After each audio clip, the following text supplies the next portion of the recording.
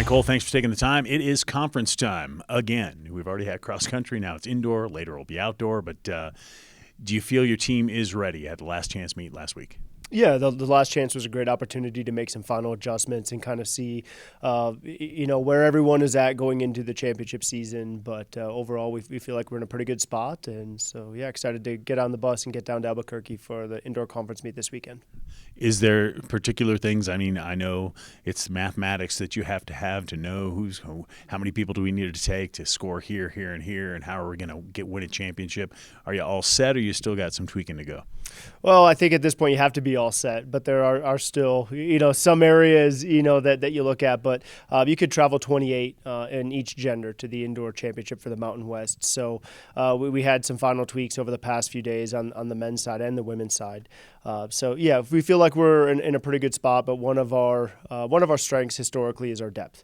And so when you look at this team, it's really no different. We're balanced, so we'll have entries in every event. We're not maybe quite as deep as we've been in some years, but we're still a pretty deep team. And it's a total team effort. So every year, your roster and your performance level within different event groups kind of ebbs and flows, and then who you're competing against, sort of ebbs and flows. So some years, there are certain event groups that do a little more heavy lifting than others based on who they have and who they're competing against. But overall, it takes a full team effort. And over 17 events, we should be pretty strong on both sides. Yeah, well, let's talk about the ladies, because I know that you did not have as many numbers in the last few years. Are things looking better there? Are you feeling like the Air Force Falcons on the ladies' side are making a move?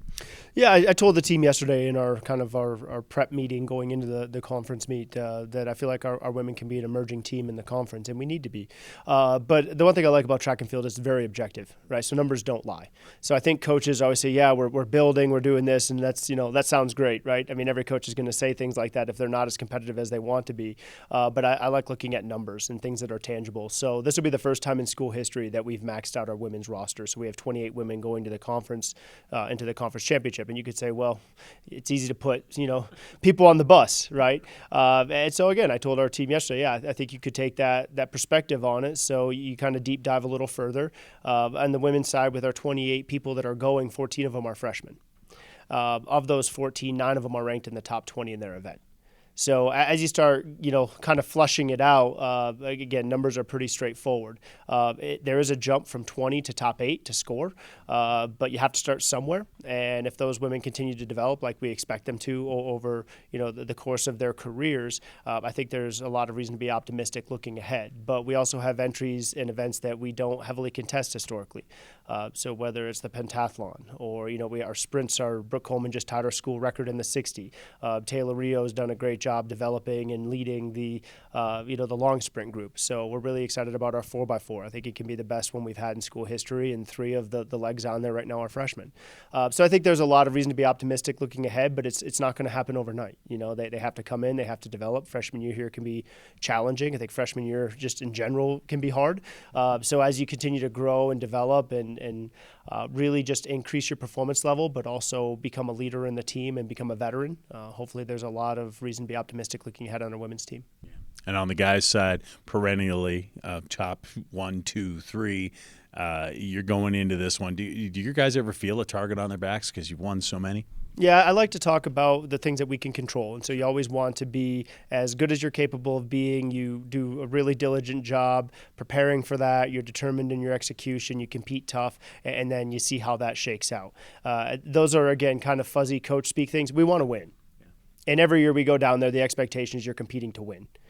You can't control who the other teams have, how they perform. And so, you don't always win. But we want to go and win. That's our objective. And so, I told the guys, we can talk about be the team we're capable of being. That's more within our control. But we're not going to sugarcoat this thing and say we're not going to go and try to win. So we are. Right now, I don't think we're the favorites going in. That's okay. I think when you do the projection on it, I have a pretty close competition between us and CSU. That seems to happen pretty much every year, so it's nothing new. And I told our team too, the beautiful thing about sports is the drama. Right? I mean, I don't know how many people, all these kids have played sports for a lot of their life.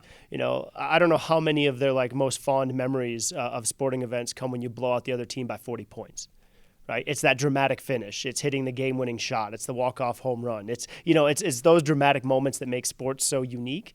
So I'm glad it's close. That provides a better test for us than if you just go and it's a cakewalk. I don't know how much you learn about yourself and how much you actually grow and develop in terms of who you are as a person and a competitor and a teammate and a leader if it's just easy. But winning's never easy. And so I don't know. It's going to be close. It's going to be a battle like it always is. And I think when it comes down to it, that's why we do what we do. So we're really excited about the weekend. Should be fun. Ryan Cole, thanks for the time. Good luck in Albuquerque. Thank you. I appreciate it.